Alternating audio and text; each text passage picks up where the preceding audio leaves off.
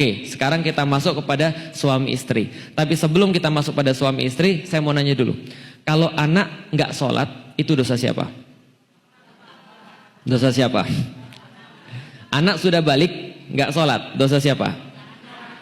Jelas sampai di sini ya. Artinya gini, di dalam Islam, Islam itu memberikan bahwa anak adalah tanggungan orang tuanya. Begitu anak sudah balik, dia tidak sholat, maka anak itu dapat dosa dan orang tuanya dapat dosa karena tidak ngajarin anaknya. Paham sampai di sini? Tapi berkali-kali saya sampaikan dalam kajian-kajian dan dalam tanya jawab, kalau ibu bapak sudah ngajarin anaknya, benar-benar ngasih tahu, jangan ikut-ikut bapak.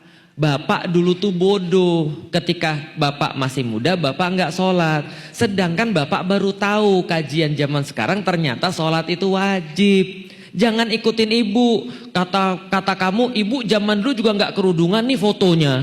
Kenapa ibu boleh, saya nggak boleh? Jangan ikutin ibu. Ibu dulu tuh bodoh, nggak ngerti tentang agama. Sekarang ketika ibu ngaji, ibu baru tahu. Jangan ikutin. Masa anak itu ikut keburukan bapak ibunya? Sudah dinasihatin untuk sholat, untuk nutup aurat. Sudah benar-benar dinasihatin dan yang bersangkutan tidak mau sholat, tidak mau kerudungan. Dosa atau enggak bapak ibunya?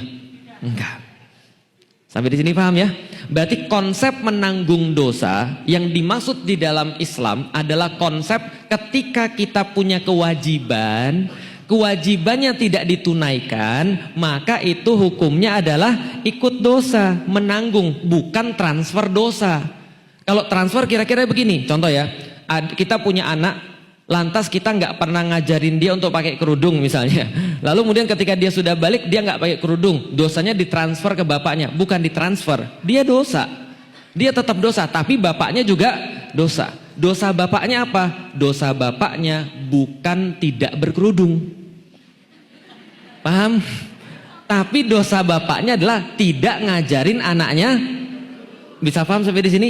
Karena kewajibannya dilalaikan. Oke, itu kalau punya anak perempuan.